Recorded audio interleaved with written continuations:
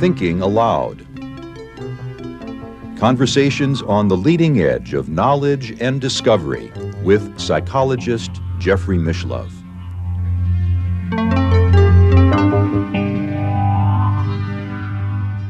Hello and welcome. I'm Emmy Vadnais, co-host with Jeffrey Mishlove. Our topic today is science and consciousness.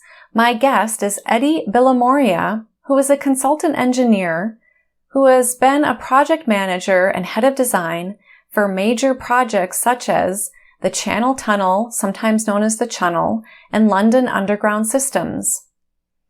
He has also worked in environmental engineering and management for several Royal Navy projects, including the Queen Elizabeth aircraft carrier and the River-class offshore patrol vessels. He is chairman of the Theosophical World Trust for Education and Research and a trustee of the Scientific and Medical Network. He is author of many scientific papers and books, including Mirages in Western Science, Resolved by Occult Science, The Snake and the Rope, and his latest 4-volume work, Unfolding Consciousness, Exploring the Living Universe and Intelligent Powers in Nature and Humans. Today we'll be exploring his first volume, A Panoramic Survey, Science Contrasted with the Perennial Philosophy on Consciousness in Man. Edi is located in Godalming, which is south of London, England. Now I'll switch over to the internet video. Welcome, Edi. It is such a joy to have you with us today. Thank you so much, Emmy. It's my pleasure and equal joy and delight to be conversing with you. And I had a quick look at the book you kindly sent me, and I think the word intuitive development is so important now for us to soak into our consciousness. We have a lot of intellect, but we must now have intuition. Thank you for highlighting intuition right out the gate here, Edi. How can consciousness and intuition impact science? That's a huge question, Emmy, but I would say it would impact science in this sense that science would not be trammeled and stuck in a materialistic groove, because working through intellect, it is imprisoned by the intellectual processes. And no one put it more eloquently in 1943, during the darkest days of World War II, by Albert Einstein, to talk to a Jewish seminary in the United States. Of course, he fled to the United States. And he said that we celebrate man's intellectual achievement. And of course, the celebration and the pride is best expressed by those who strive the least. But he says we should be careful not to make the intellect our goal. The intellect has powerful muscles, I quote, but it has no personality. So it has given us the tools. And then Einstein talks about this, what he calls, I quote, fatal blindness of those he refers to as the priests, the intellectual priests. What's he hinting at? That we have to go beyond intellect. For goodness sake, he's not saying get rid of intellect. Intellect is a stepping stone.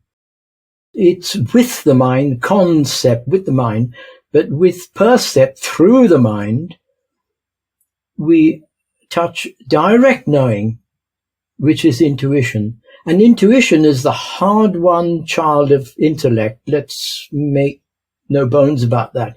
You don't just sit under a tree and get intuition unless you're not even the Lord Buddha. He sat for a long time under the Bodhi tree.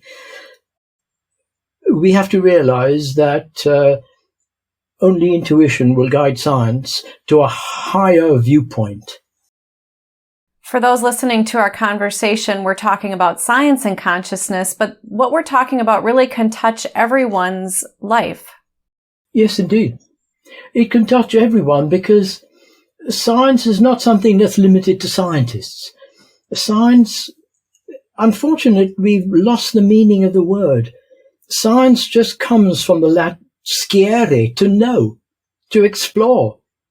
Therefore, it means to ask questions and to make it possible for people to ask questions without having them executed if you're not asking the question that the intellectual priests want to hear. And if I may just lead on, this is exactly what the wonderful scientific and medical network is aiming towards. So everyone can adopt a scientific approach, which doesn't mean being stuck to mainstream science. A scientific approach means you look at something, you maybe form a hypothesis, you explore, you ask questions, you test, and then you look further and you doubt. You don't just accept anything, you doubt as well. That's all part of the scientific approach. Yeah. It's not limited just to mainstream science. So there is a science of yoga, there is a science of love, there is a science of everything. There are many ways of knowing. There are indeed, and the heart is sadly neglected. And this is why, scattered throughout the volumes, I've always brought in the insights from art, from music, and from poetry. I was absolutely delighted to hear a couple of months ago, in a program on Beethoven, an interview with Julian Allwood, who's professor of material science at Cambridge, where he said it is so wrong to think that the scientific approach is the only way, the best way. He mentioned poetry.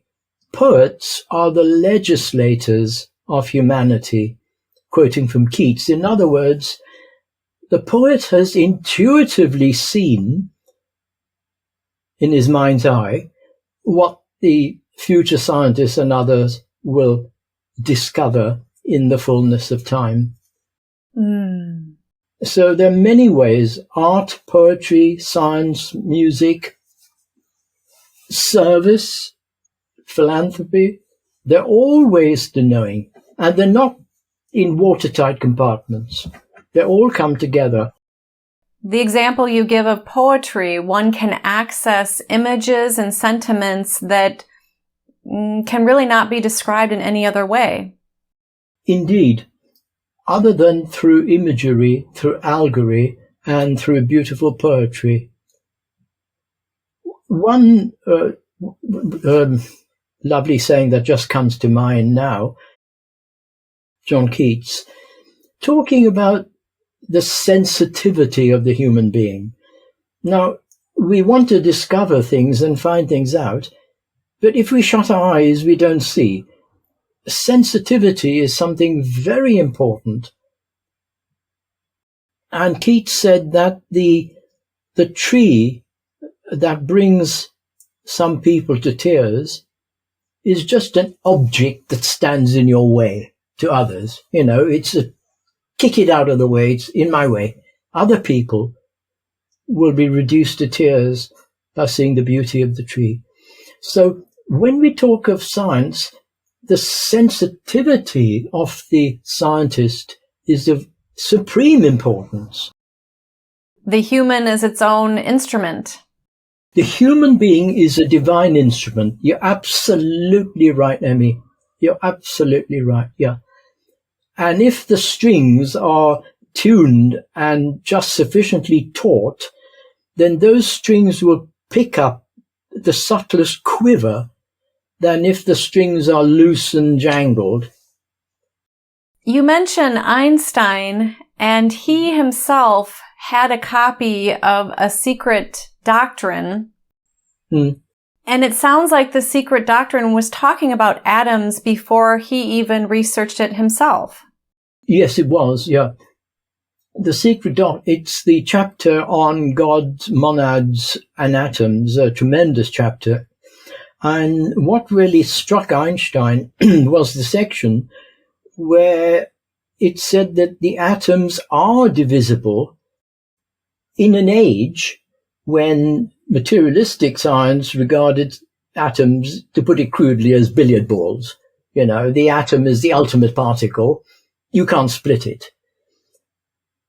And he saw the section that said the atom is divisible into other particles. And then Einstein goes on to say that if those particles display elasticity and divisibility, there is more divisibility. And so you can go on ad infinitum. So that ultimately, and this is the point, we reach a stage where the whole notion of objective matter is a nonsense, because what we're doing is we're reducing so-called matter into a system of forces. What is wonderful, the great scientists have said the same thing in their own words. Einstein said that.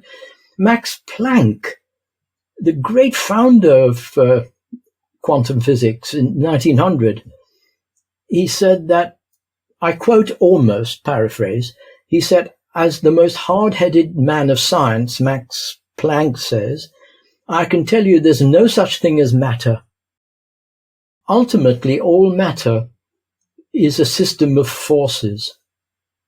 Mm-hmm.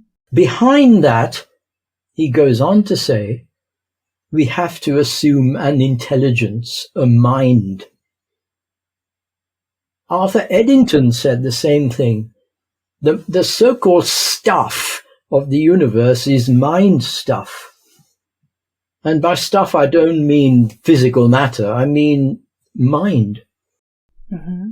The tragedy is, the greatest of scientists have said this, but mainstream science prefers to ignore it.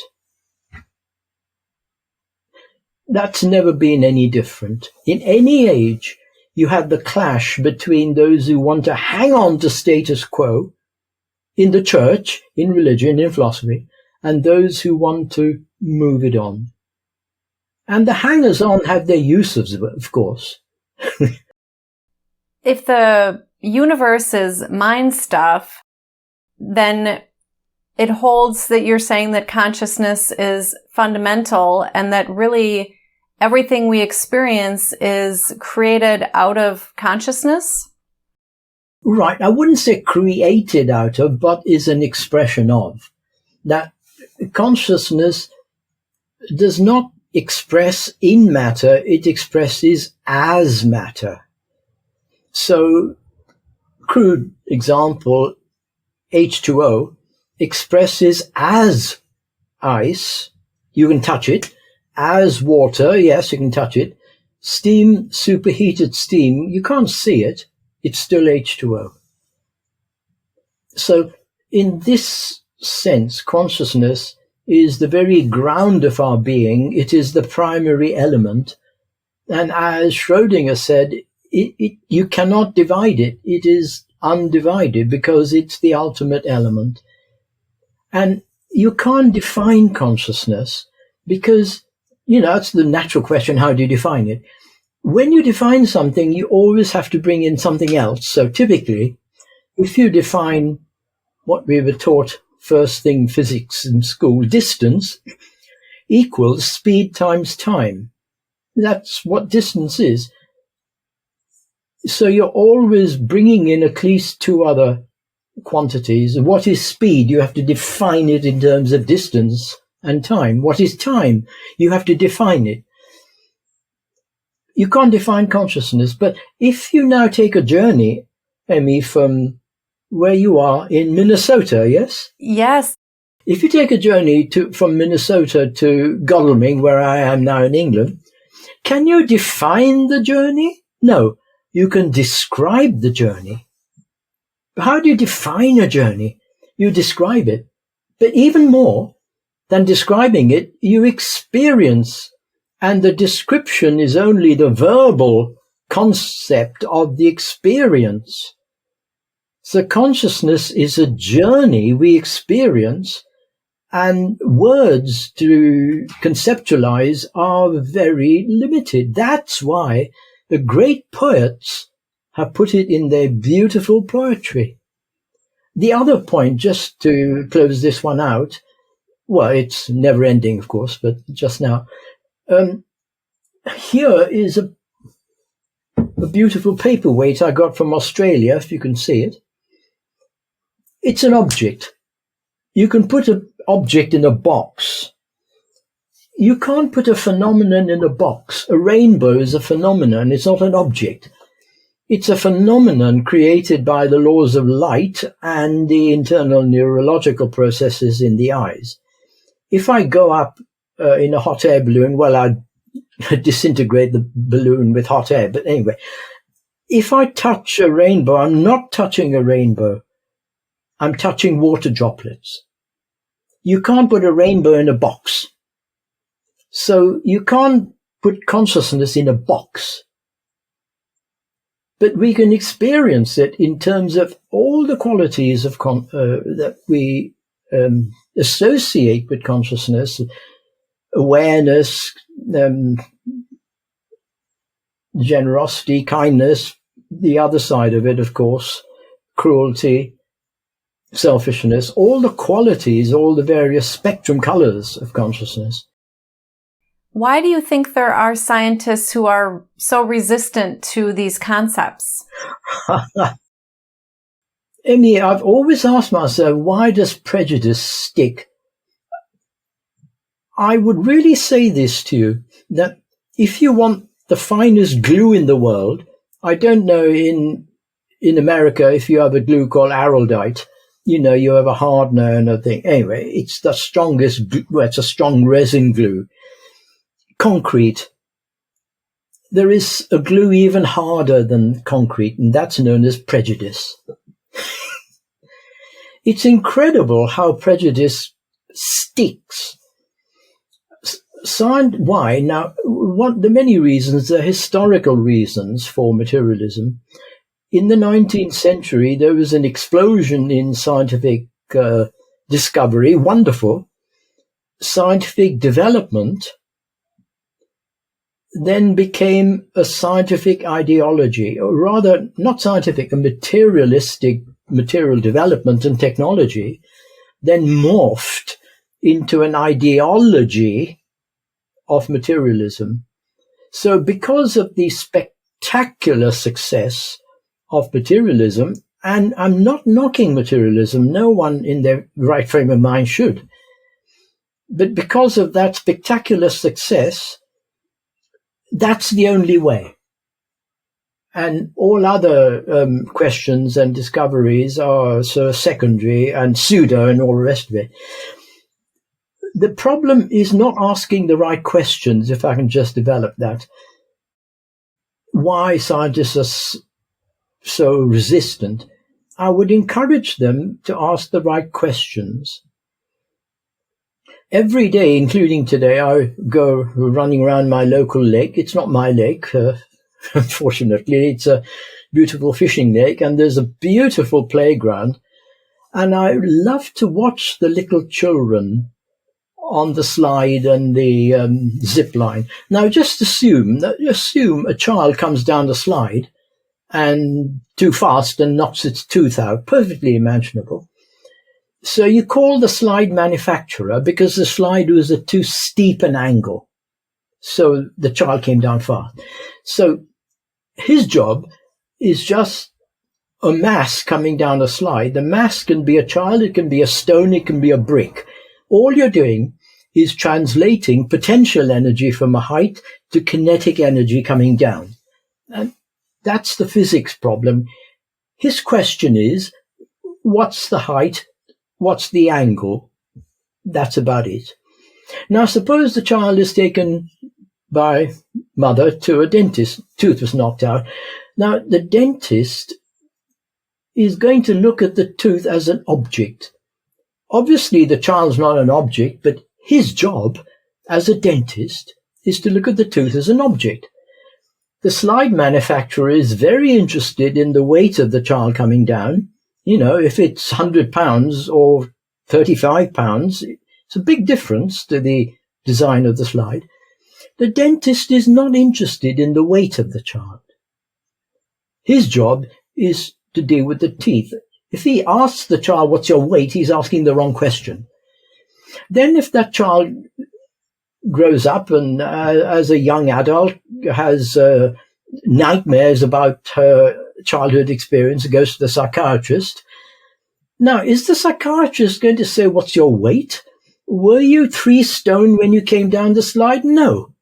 The psychiatrist is not interested in the tooth as an object, the child as an object. The psychiatrist is interested in the inner being, in the inner soul nature. So if the psychiatrist says, well, what's your weight? He's asking the wrong questions. So science needs to ask the right questions. When it talks about paranormal and psi in terms of physics, it's asking the wrong questions. And that's why there's so much confusion. You suggest in your first volume that scientists should know themselves, right? Just like the ancient philosophers have suggested. And do you think that, well, first, why do you think it's so important for scientists to know themselves? Because you are part of the mystery you are trying to investigate.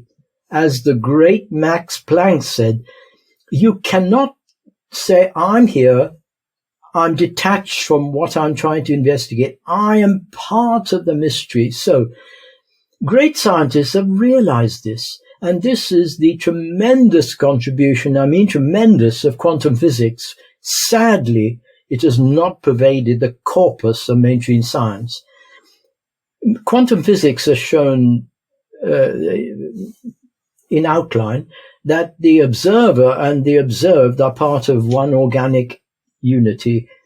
John Wheeler at Princeton University says, words to the effect, gone are the days when the scientist can observe what he is investigating behind a thick glass wall. Participation is the new word. So as an example, if I want to know my neighbor, if I drag him in, kill him, of course, put him on a weighing scale, I find out his weight, his chemical constitution, his height. I only know his body, his dead body. How do I know him? I interact with him. I call him in for tea. I talk with him. I participate. So participating in nature's processes is the way. And that is something that the great Newton, Einstein, the great scientists have intuitively done, but not spoken about or written about because it came so naturally to them. When Barbara McClintock got the Nobel Prize for, I think, molecular biology, she actually said she became that which she was investigating. She and her investigation were one. So you are one with your subject. Yes, and perhaps some scientists are more aware of that than others. Yes, and the ones who are more aware of it are those who have put their ego aside. When your ego comes in, you're thinking, peer pressure, is this respectable? Will I get it published? What will the Nobel Committee say? You have to be fearless. Yeah, and furthermore, the investigator's consciousness can impact the methodology and the outcomes of the study.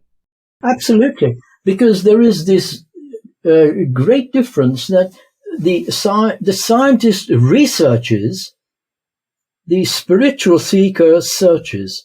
There is nothing to research. It's all there, but you have to seek it out. You have to search it out. So whether the scientist is a kindly, generous human being or whether he's a selfish, horrible man, it has no bearing on what he's researching. So if he writes a paper on anything, whatever, magnetism, electricity, the same paper written by a horrible man or a kind man, it's the same. But if you dare to call yourself a seeker, spiritual seeker, you must be transformed in your search. You can't be a horrible person and say, I'm going to discover the realms of spirit. So there is that difference that the scientist researches and his character is irrelevant. The spiritual seeker searches and he must be transformed in his search. But of course, the great scientists were transformed in their search towards greater humility. And Einstein's lovely saying that in all those years and years, I've realized, paraphrasing, that what we know from science about life and everything is primitive, but yet it's the most precious thing we have at the moment. Clearly saying there's so much more. How are the laws of nature intelligent? Yeah, but they're anything but blind and mechanical. One expression of intelligence is the movement towards every creature to realize its ultimate purpose, if I can put it that way. Mm-hmm. That evolution is anything but blind. It is purposeful and goal-orientated. Intelligence, in the sense of alluding to or pointing towards a vast intelligence, as Schiller, who Ode to Joy, Beethoven, Schiller, said the universe is a thought of deity, and that thought has overspilled into actuality. So the thought of deity has got to be intelligent at the very source and fountainhead. And we are an expression of that huge, tremendous intelligence. There might be some people listening now thinking to themselves, well, I just experience a physical world. How is this physical world intelligent? What might you say to them? I would say there's every sign of intelligence. Look at the oak tree in your garden, if you have one. Look at the whole of nature. Look at the seasons. Look at your own body, how the immune system and all the other forces in the body direct one towards, healing, obviously, hopefully, not being ravaged by a disease. But the physical world is very much the expression of intelligence. Otherwise, you wouldn't exist. Yeah. Very true. How can the perennial philosophy complement science? Right. It complements science in many wonderful ways. Firstly, by showing how the higher wisdom and the mystery teachings resolve many problems in science concerning things like evolution, the nature of matter, and consciousness. And the wonderful thing about the perennial philosophy, it speaks with one voice. There is no contradiction. So all the great sages have, so to speak, dipped their pens into the same inkwell of consciousness, or inkwell of wisdom, let's call it that. And they've written with their own handwriting. But the handwriting is different, but the ink is one. And that ink tells us that, unlike mainstream science that will insist in saying that physical matter is the primary and all life and intelligence is the product of matter, the perennial philosophy from any age and any culture will show and demonstrate that actually what is primary is consciousness, and matter is really the involution, the coming down of consciousness in various states of itself until it touches physicality. Artificial intelligence, dare I say, it's the most insidious thing around. It is something that even Stephen Hawking pointed out. Well, look, anything can be used and abused. Mm-hmm. I attended a conference on corneal surgery a couple of months ago. And artificial intelligence is used in a wonderful way because if you take hundreds and hundreds of photographs of the cornea during various stages of procedures, you can't have someone looking at 1,000 photographs. It's going to take a year. So artificial intelligence is wonderful. It's sifting through all the various photographs and all the various data to come up with something that is meaningful. But when artificial intelligence is used, obviously, for nefarious purposes and for warfare and as a substitute for human intelligence, I see that is incredibly insidious. Mm-hmm. And it is always artificial. When artificial intelligence can write one bar of Schubert that can reduce one to tears, then I'll have faith in it. Just one bar. Schrödinger himself said that science, he said, I'm very astonished. The scientific picture is very deficient. It puts everything in a wonderful order and classifies things, but it's ghastly silent about everything that's near and dear to us. We know how the waves of compression and rarefaction strike our eardrums and then tears flow from the eyes. But why? Not how, but why? An old song can reduce us to tears science is completely silent about. And when artificial intelligence can write a song that can reduce us to tears without the programmer putting in Schubert or Mozart or Beethoven or Chopin or Liszt, then I will have faith in artificial intelligence. It is highly artificial. Keep away from it. Many people are hopeful that artificial intelligence and technology advancements will save us from many of the problems we're currently experiencing. I'm trying to be very polite. Artificial intelligence and technology. Who's behind the technology? Who is running the artificial intelligence? One of the great founders of the Scientific and Medical Network, which is international, Sir Kelvin Spencer, who was the chief scientist at the Ministry of Power in England, he put it so beautifully that, quoting Sir Arthur Eddington, the great scientist, that measurement has become the measure of all.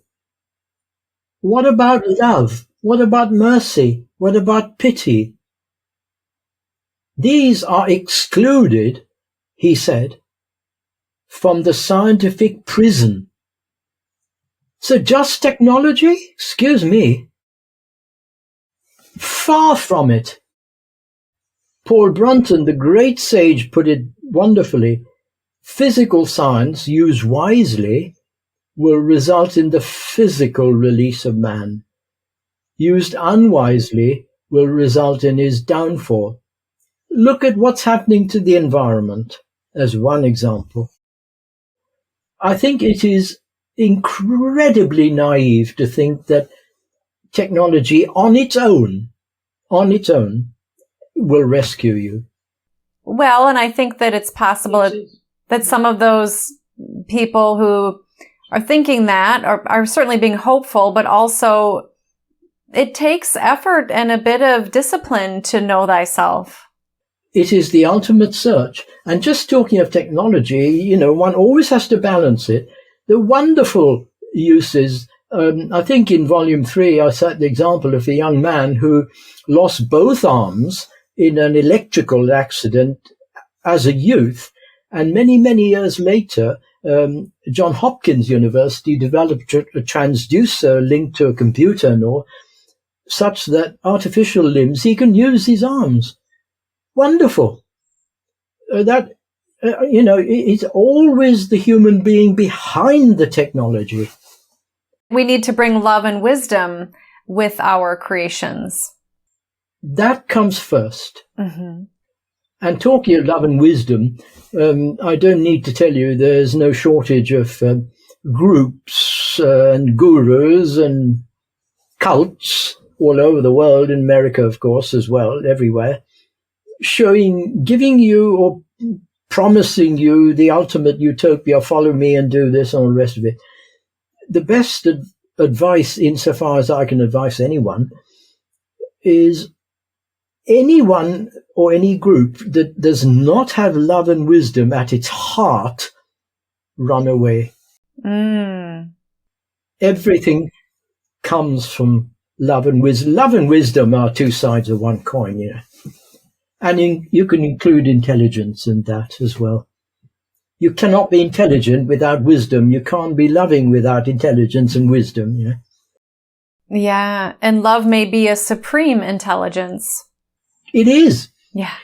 Dante said it is the love that moves the stars in their orbit, or the sun round the planets round the sun. It is love that moves the stars in their orbit. Yes. And gravity, if you like, is the physical expression of the law of love, bringing together. Mm-hmm. Beautiful. So love is not sentimental at all. It's terribly confused with sort of sensuality and all of that. It is an impersonal and personal, of course. It is the supreme force. Mm-hmm. In the Upanishads, the word is ananda, bliss, delight. The universe was created by delight, for delight. Beautiful. Can you share a little bit more about the perennial philosophy and how it has driven your practice as an engineer and a scientist? You're not the only one who has asked me that, which is a perfectly understandable question because, again, engineer-scientist is not in a box away from the rest of life. The laws of science, well, engineering is the application of science, of course. I see the laws of science as really an expression of the laws of the universe. So there are physical laws and the laws behind the physical. Now, if I can just bring in the word esoteric, the esoteric really means looking at the realities behind appearances. So Einstein said that we have to distinguish between what is true and what is really true. So something that deals with appearances may be true, but something that deals with realities behind appearances is really true. And then he said the really true is only known to the universal observer. But to get back to your question, the esoteric sciences and the Hermetic sciences deal with the invisible influences, which are the noumena behind the phenomena. Now, noumena means to breathe out the causes, the invisible causes and influences behind the external phenomena breathing out. And I realized this when I was writing my PhD, as though I didn't have enough work to do, on the cooling problems of the RB211 jet engine. I was studying astrology quite deeply, and astrology is a sacred, wonderful science. People talk rubbish about it, and I saw you have a chapter on astrology and intuitive development in your book, and I realized then that there are subjective influences that science cannot talk about. So what science and engineering, my work in science and engineering has done is provided the critical thinking, the organization, and the marshalling of thought, which is necessary in dealing with subjects that are far subtler and can easily spin out of control. I see no dichotomy between science and engineering and consciousness and subtler realms. How would you describe the perennial philosophy? The best description is given by Albert Schweitzer, who likened perennialism to a tree that always produces the same fruit, but never the same kind of fruit. So if you have an apple tree in your garden, it always produces apples, but no apple is the same as the other apple, meaning that the central wisdom, the perennial philosophy, has always got to be updated in terms of the age we are living in, and with full cognizance and recognition of the scientific developments that are taking place to corroborate the ancient wisdom. Another way of looking at perennialism is like an algebraic formula. An algebraic formula is a statement of generalities. You can have, as I said earlier, a distance equals speed times time. It applies on the moon, on Mars, or Venus, on Earth. Multiply speed and time, you get distance wherever you are. So it's a statement of generalities. Another way of looking at, and in fact, Blavatsky in the Secret Doctrine refers to the perennial philosophy as an algebraic statement of universals. Another way of looking at it is the lovely word in Sanskrit, sutratma. And sutratma means the sacred thread that binds. So, no, you're not wearing a necklace. If you were. I usually do, but I'm I not would today. Yeah, you did last time. You did, Emmy, yeah. The thread binds all the beads together. So science, religion, philosophy are regarded as separate things. They're not. They're bound together by this sacred thread. That's another way of looking at the perennial philosophy. Another way of looking at it is it provides a mental culture and a way of life so that you can deal with, well, not just every emergency, but sensible emergencies, if I can put it that way. So an expert motorist can't possibly know every pothole, every traffic light, every roadblock on his journey, but by virtue of his driving skills, he can negotiate his way. So the perennial philosophy is, in that sense, it provides you with those driving skills, not just for your car, but your driving life, your journey through life. Yeah.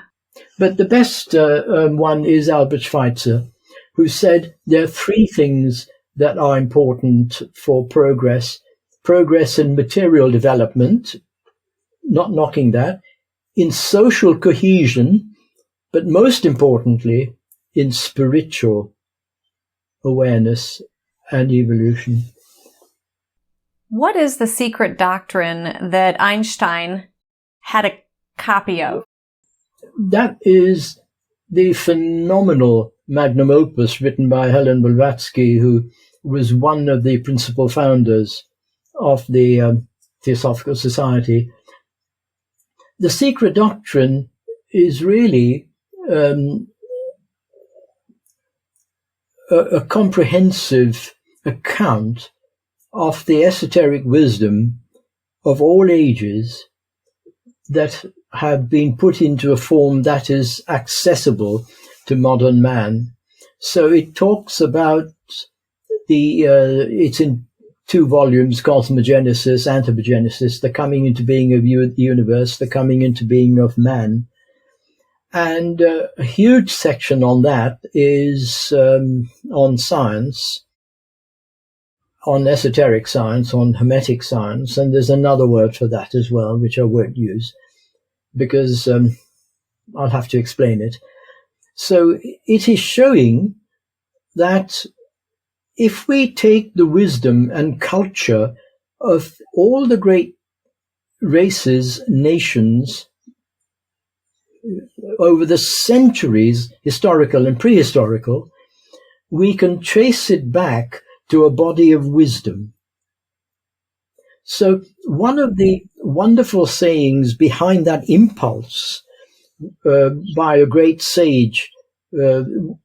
He put it this way beautifully, that between degrading religious superstition and even more brutal scientific materialism, the white dove of truth has hardly room where to place her weary and unwelcome foot.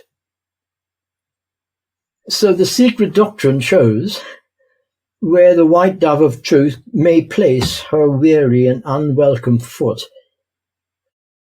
Strung between brutal materialism and religious superstition, there is something more. And it's secret only in the sense that it's not secretive. What is sacred has got to be secret. Our private lives are secret. Well, obviously, because anything that is sacred is private and secret. You know, we don't hang it out on a washing line. So it's secret in that sense. And it's also secret because the greatest care has got to be taken not to cast pearls before swine, if I can put it that way. And what is secret and sacred is the most easily blunted and abused. Mm-hmm. It's a doctrine of all ages, by the way. It's not Gupta Vidya is the Sanskrit term. The hidden wisdom, the ancient wisdom, the eternal wisdom, the secret doctrine are all similar terms. Mm-hmm. How do you feel it can guide science? I mean, you mentioned it a little bit earlier, but I feel like you might have a little more to say. Oh, gosh, yeah. It can certainly guide science by pointing to some of the presuppositions in science and pointing to the origin of science itself. And one of the most significant passages there, one of many, is the chapter on Sir Isaac Newton, where she points out with evidence, and everything is done with evidence. The Secret Doctrine has over 10,000 references, that the common idea that Newton preached a mechanical universe is nonsense. This was a later aberration of the post-Newtonian scientists who were so taken up with Newton, that Newton was one of the most deeply religious men, which is now becoming to know well known. And Newton revered the universe and wrote in glowing terms about divinity. So it helps science in resolving some of the things they keep arguing about, the main one being the primacy of matter. Mm-hmm. And the other one is evolution, of course. So was it Newton who had more than 70% of his books were on occult in his library? Well, yes, you're absolutely right. His library contained 1,752 books, and they were huge volumes, not penguins. And around 30%, 30% were, well, it was called natural philosophy in his day, not physics, natural philosophy, mathematics. The rest were mainly alchemy, theology, and a tremendous amount on all the other things he researched: geology, education, literature. But the main one was theology and alchemy. The alchemy is the soul of chemistry, so to speak. And in alchemy, it is the transmutation. I spoke about the scientist who must transmute along with what he's researching. So the best way I can describe alchemy in modern personal terms is, if a person, as a result of any experience or an inner awakening, really becomes an unselfish, philanthropic person, having been a selfish, self-centered person, that is an alchemical transmutation of lead into gold. Lead and gold are just allegorical. So it's not a transformation. You transform at the same level. It's a transmutation. And people who've had the real near-death experience have had this transmutational experience.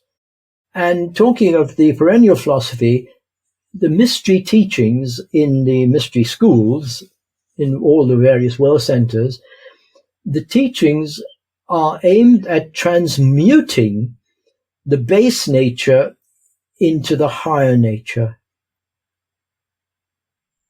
But there is also terrestrial alchemy, and, there is an interesting account of, in Newton's writings, where he was experimenting with a primum ens, and the primum ens means the elixir of life. And you can see this, actually. It was in the British Museum, now the British Library. It's written that this primum ens, the elixir of life, was administered to a lady of 70, which started her periods. So I would call it alchemical HRT, so to speak. But alchemy is not fooling around, and Newton openly said it is this vulgar idea that you're trying to change it into gold is just a vulgar idea. It is the inner transmutation. It's understanding nature's secret processes, nature's secret fire. I think that word nature is a great word to bring back into the sciences, because it seems to open us up to more possibilities than just looking at something as, quote, physical or materialistic. Yes. Nature as a living organic being. And Newton put it so wonderfully that this earth, he said, I mean, fancy saying he talked about a mechanical universe. Newton said this earth is like a great animal spelt with 2 L's in his time, breathing out exhalations and ingesting again, and he carries on in that way. That's in his letter to Henry Oldenburg, the Secretary of the Royal Society. So this is his way of talking about the Gaia principle. Nature is an organic being. It has its life. It has its cycles. It's not an object to be raped and plundered. Yeah, absolutely. And we are part of nature, and the sooner we realize that, the better. Yes, and we are also animals. We think we're separate from animals. Yes, we are that. We have that aspect, most certainly, yes. But not only. In what ways do you think that science could benefit from what you're sharing in your truly magnum opus volume of works? Well, my first book was really called Problems in Science, resolved by occult science, to show how science could benefit some of these. It's not just a theoretical exercise in trying to solve problems. It could benefit. The first thing that comes to mind is that the Templeton Foundation are awarding a $20 million prize on 2 cleverly designed experiments to find out how the brain generates consciousness. So if science understood that we don't think with our brains, we think through our brains, that 20 million would be far better spent in better ways. Then this frenetic search for extraterrestrial life. Once science understands that everything is life, in different stages of being and becoming. As Rumi put it beautifully, the great Sufi, that I slept in the stone, I awoke in the vegetable, I dreamt in the animal, and I awoke in the man. In other words, evolution is a process of consciousness seeking ever more refined and complex a matter to express itself. So instead of looking for extraterrestrial life, science would say there is nothing but life. And it is incredibly arrogant to think that the only life we call life is what we can see with our highly limited senses. So NASA's definition of life, and I've put that at the front of volume 3, NASA's definition is a life that conforms to the chemical periodic table, subject to Darwinian evolution, and only the life we know, earthly life. The esoteric science says we have no right to say that only what we can perceive with our limited physical senses is all there is to life, and the esoteric science is far more interested in the universals behind the particulars. So, sending probes to whatever to seek life out, that money could be much better spent by understanding what life is, not only on Earth, but everywhere. And by respecting all life, well, need I hardly say the benefits of respect would be. Jeff Bezos' great idea, as a few months, his idea is to mine, because we made a mess of our Earth, to mine the other planets and get all their stuff out. And it's all right to create debris and junk on someone else's planet, but, we're down here now. So this arrogant, ugly attitude to life, with more respect for life, need I hardly say how science would benefit. And humanity. Because everyone listens to Bezos and jots their jaws, Great, well, leave Amazon apart, but his ideas of plundering other planets, because they're just dead objects, as far as he's concerned. Right. And we need people to have an adventurous spirit to seek without, but we also need to seek within. Yes. The outer journey into outer space is important, because ultimately, the ultimate journey is the inner journey into inner space, into the realm of mind and consciousness, yes. Mysticism represents or can represent that state of transformation or transmutation to that state of a higher consciousness or higher state of being. The practicing mystic would experience that, yes. But associated with that, I would say mysticism is a universal feeling of union with nature, and especially the subtler and delicate aspects of nature. To use a musical analogy, I think analogies always help. A mystic, in terms of this analogy, is someone who has a great love for music. All music. Not just sectarian approach, all music. Well, I mean, within limits, of course, Eastern music, Western music. But such a person may not be just happy with a love for music. Such a person may want to know the laws of music, more about the composition, the composers, the periods, the instruments. So then we bring in esotericism, wanting to know the laws behind. But then such a person may know the laws behind music, but he may also want to be a practicing musician. And then we have to bring in the word the occultist. So the difference between occult science and esoteric science is the difference between meaning and function.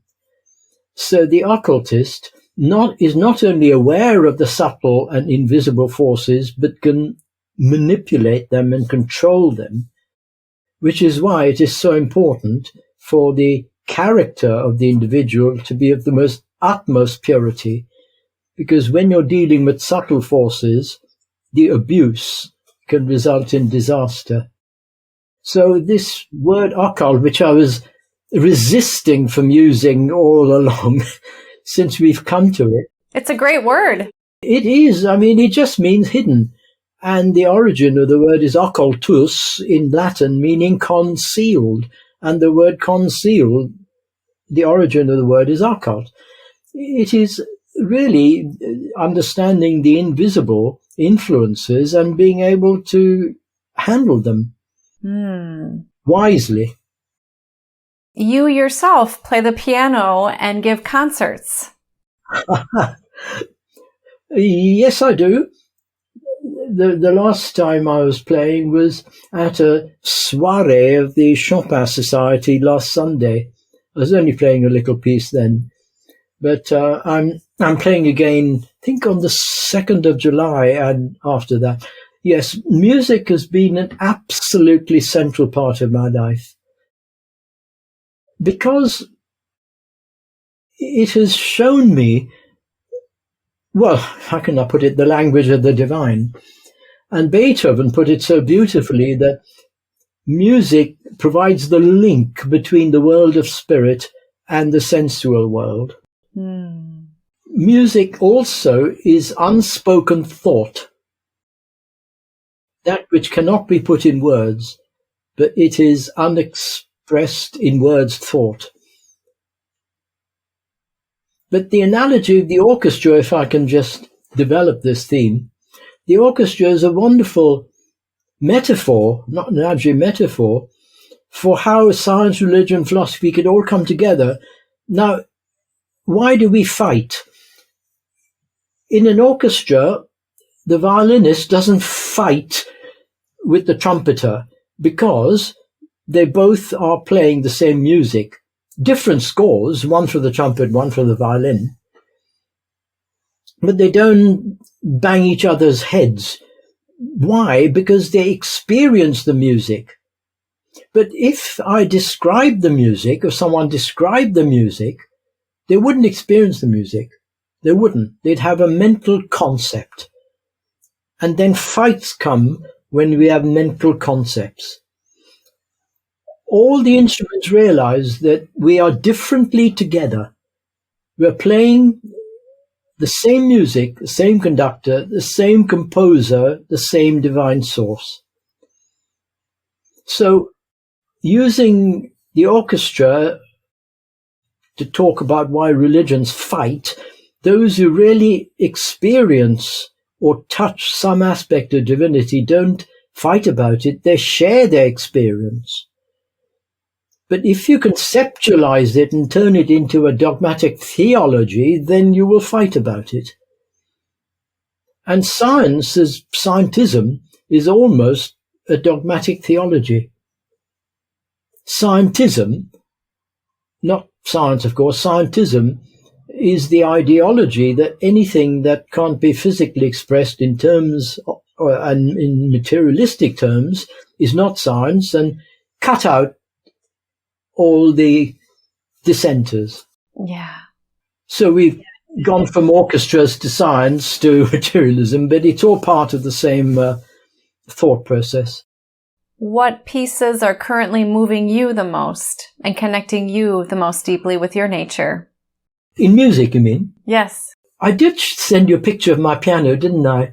Behind, I've got the picture of the 5 saints, Beethoven, Mozart, Schubert, Chopin, Liszt, and Mozart. Obviously, Brahms and Schumann and Verdi and all the others. But I would say I'm always with some of the pieces of Chopin, with Mozart, with Beethoven, with Schubert. At the moment, I'm learning a couple of Brahms intermezzi. I recently learned the Chopin Fantasy in F minor and the G minor Ballade, one of the most wonderful pieces. In terms of chamber music, there is no finer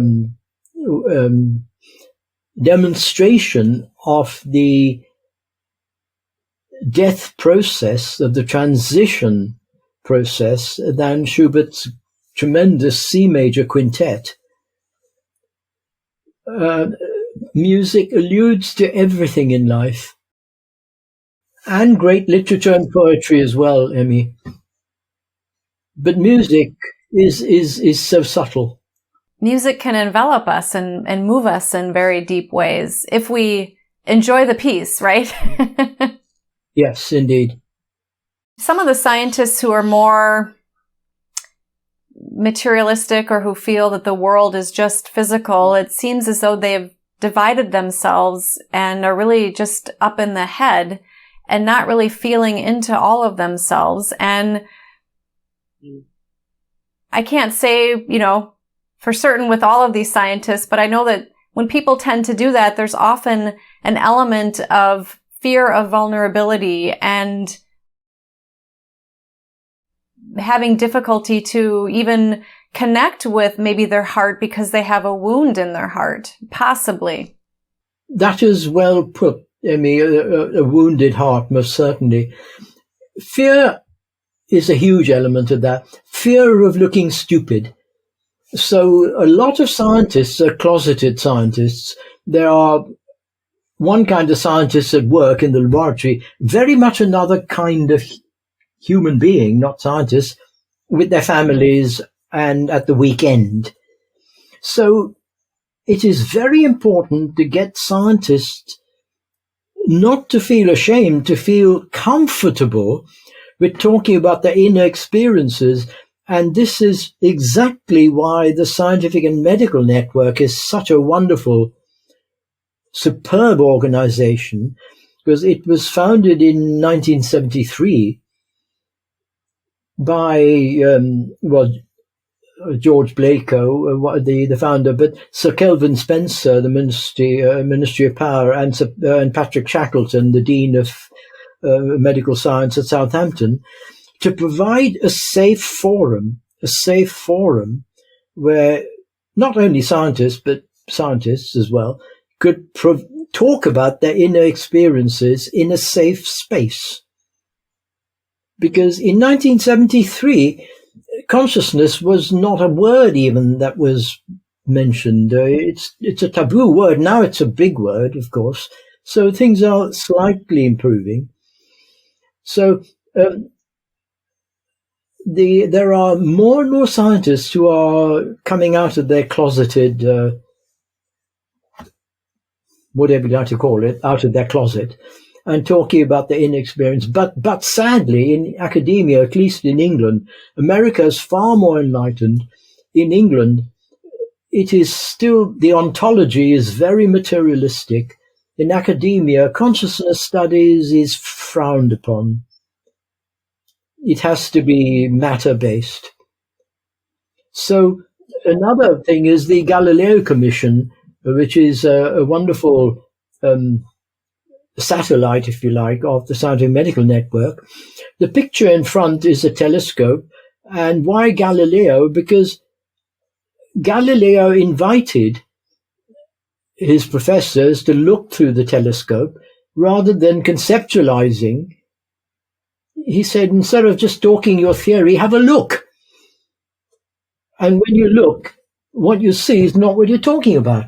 So we are inviting scientists to look through the telescope, to look at what we are presenting, to look at what enlightened science is presenting, and therefore to modify and change their rather stuck dogmatic views on matter and consciousness.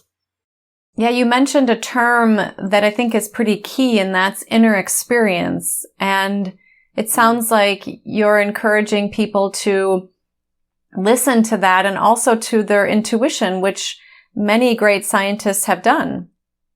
Intuition is tuition from within, isn't it? Yeah. Yes, not many great, all the great scientists have done. And I distinguish heavily between the great and the famous. The famous are, of course, well known. But the great ones are the humble ones, and many are not well known. They work quietly without wanting any notoriety or fame or fortune or prizes, because they're working with a love for their subject and a love of discovery. And when they become famous, the greatness drops off. Why do you think that is?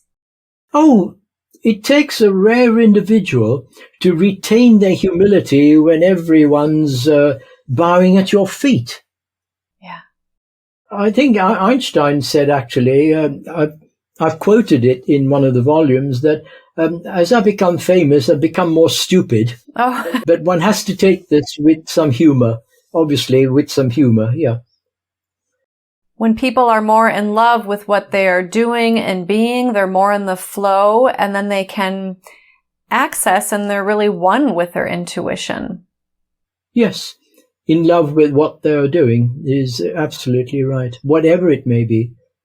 And then, as you say, they can be one with it, and they can communicate more effortlessly with it and it with them. Yeah.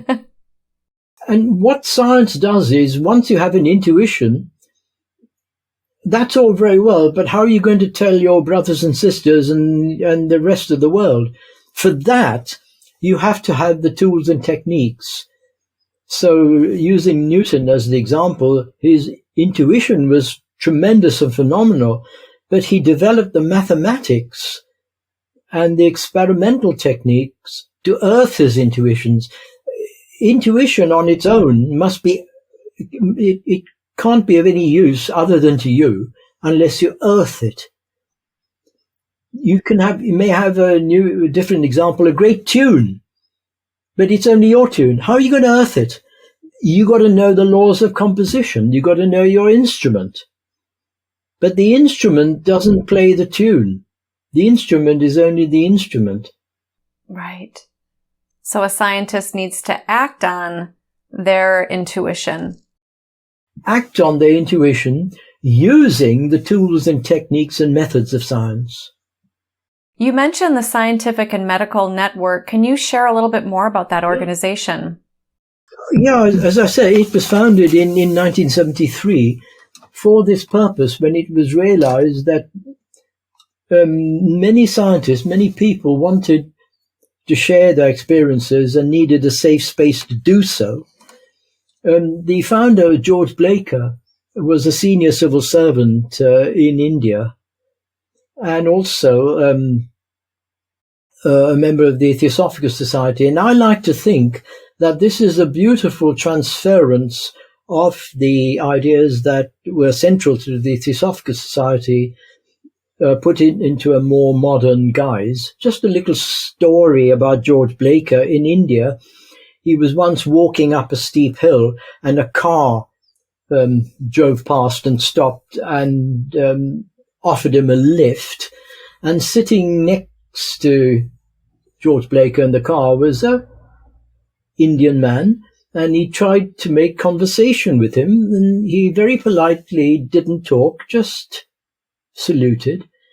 And then he realized he was told by the driver that was Mahatma Gandhi on one of his non-speaking days. So, yeah, George Blaker, Sir Kelvin Spencer, Patrick Shackleton, Dean of Medical Science at Southampton, and Peter Leggett, who was a wonderful, great friend of mine, a fellow of Trinity College, and Vice-Chancellor of Surrey University. So the whole point is the network doesn't have a guru or a doctrine, nor does the Theosophical Society, but it's very easy to make people into gurus. But the Scientific Medical Network does not have that. So the whole aim of the SMN, Scientific Medical Network, is to challenge the adequacy of scientific materialism as an exclusive, important word, exclusive explanation for everything that goes on around us, to provide this safe space and to encourage a respect for Earth and for each other, because you cannot do this without mutual respect. So the methodology is to be open to observation, rigorous and critical in approach, responsible for maintaining high ethics, and most importantly, sensitive to a plurality of views. I'll say that again, sensitive to a plurality of views. Now, the second object of the Theosophical Society is to encourage the comparative study of science, religion, and philosophy. Plurality of views, just stated in different language. I love that. So you're suggesting that there is a balance and harmony with the scientist's inner experience and the outer experience and what we are currently not defining, but calling consciousness and the physical world. Yes. And that one isn't exclusive without the other. And harmony is not sweet sounds. Again, using music, harmony is dissonance and consonance coming together. It is the dissonance that drives the music forward. Dissonance does not mean discord. A chord that needs resolution, that drives the music on. Mozart wrote the Dissonance Quartet, one of his greatest quartets. So harmony is that coming together of dissonance and consonance, plurality of different views, not discord. And you know something, Emmy? I thought of inserting cheekily another word into New Thinking Aloud. New Thinking Aloud, allowed, A-L-O-U-D. It's a play on words. Yeah. And here we love a plurality of views, and we're so grateful to have your view on science and consciousness. Your volume 1 that we've been discussing today is very rich and deep. And is there anything else you want to share today about science and consciousness and the first volume of your really beautiful, momentous work? The most important thing to realize is, or one of the many important things is, no piano teacher can do the practicing for the pianist, no athletics coach can do the running for the athlete, no writer can do the thinking for the reader. It has to be a bit of a DIY, do-it-yourself job. So one has to work at it. But the other point is always to be aware that, I'm quoting here from The Light on the Path, that the soul of man, and by man I mean the individual, not male gender, the soul of man is a thing whose splendor and growth has no limits. And the only limits are what we put on ourselves. So I would say to each person, regard what you've been given as a unique gift, and I mean unique, and that is like a bud. And water that bud so that it flowers into beautiful petals. That is your life's mission, whatever those petals are for you. Or if you don't like flowers and you're a mining engineer, you've been given a rough diamond. Always polish that diamond so that it reflects the best possibility in you, and never stop doing it. There is no limit. Great advice. And I love the analogy to a garden and a gem, a diamond, that we need to water our garden. We can certainly forget to water it. We can put garbage on it versus rich, healthy compost. We can use a dirty polishing cloth versus a nice, clean one. And so we need to be very careful with what we are using and how we are executing that. For me, that is always exposing yourself. It's not only what goes in through your mouth as food, what goes in through your eyes and ears is more important. Always expose yourself to great music, great art, great literature, lofty sayings, tremendous literature. And that's the rich compost you talked about, Emmy. Yes, we can all get such great inspiration from those sources, and it can raise us to the heights of the energy and the vibration of what we are connecting with. Thank you, Emmy. It's been a pleasure and an honor. Edi, I've thoroughly enjoyed our conversation. I'm so grateful and excited that I get to speak with you again for subsequent interviews on your volumes 2 and 3. Edi, thank you so much for being with me today. Thank you, Emmy. See you very soon. And for those of you listening or watching, thank you for being with us.